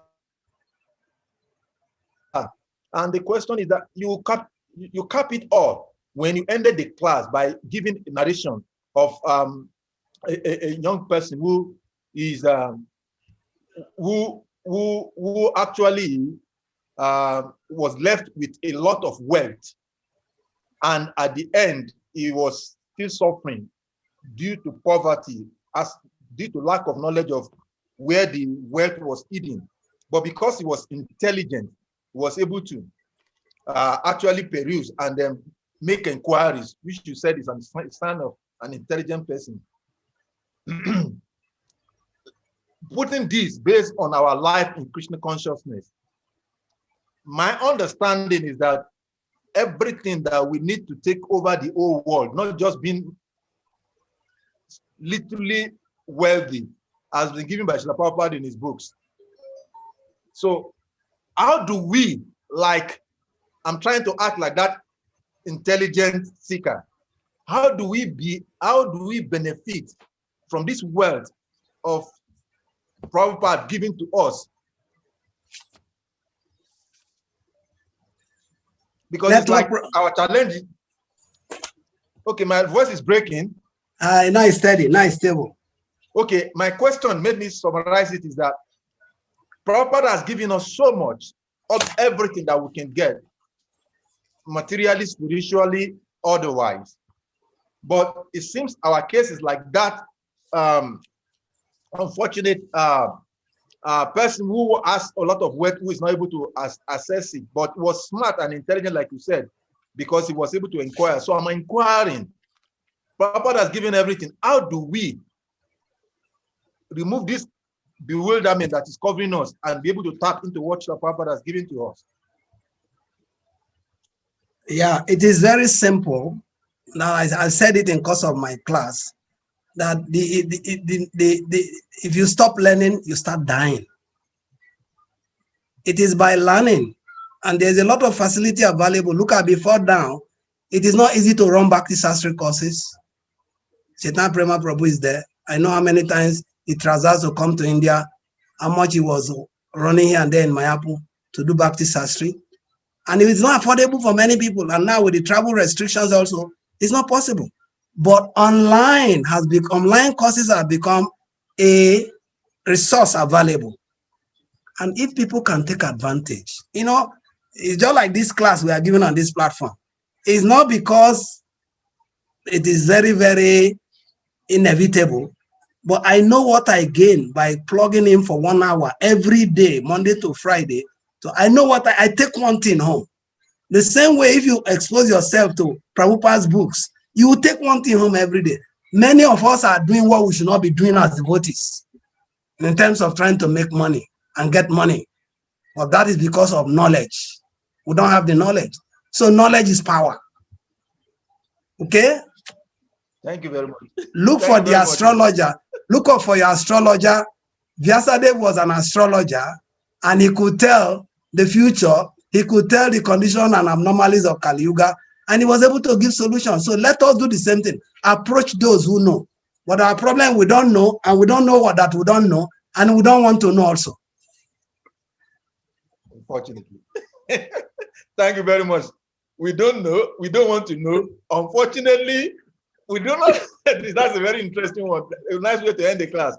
On this note, I will request all of the devotees to please kindly unmute.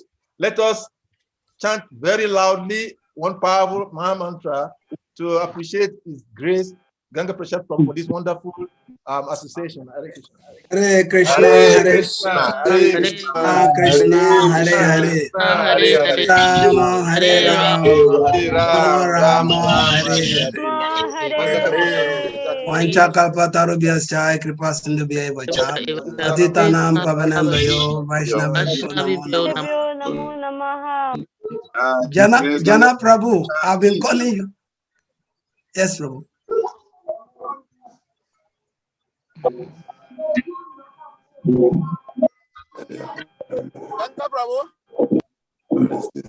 I've been calling you, you are not picking. Please make it possible so that I can talk with you. Okay, please. Then I'll call you. I sent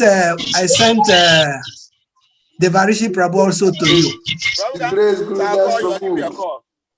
Okay. Yes, please, I'll call you. My obeisance to all the assembly. I can see Gurudas Prabhu there. I'm very fortunate to have your darshan. Gurudas Prabhu is with us. Let us appreciate him. It's great, Gurudas Prabhu ki jai ho.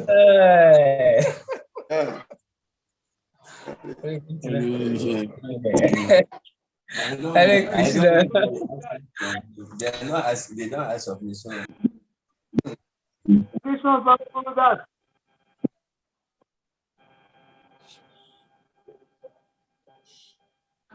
Acharya Purandana Prabhu. Hare Krishna. Acharya Baba. Hare Krishna. All glory to you, Baba. We are at your little sweet. Acharya. This is how we do it in Lagos. Goranga. Goranga. Where is Kush? Where is Kusa? Kusa Prabhu, where are you? Kusa Prabhu, where are you? Prabhu has gone on our Hare road. Krishna. For anywhere you are, Hare Krishna. Hare Okay, Krishna to thank you very you, much. wherever you are. Hand up now. Haribo, thank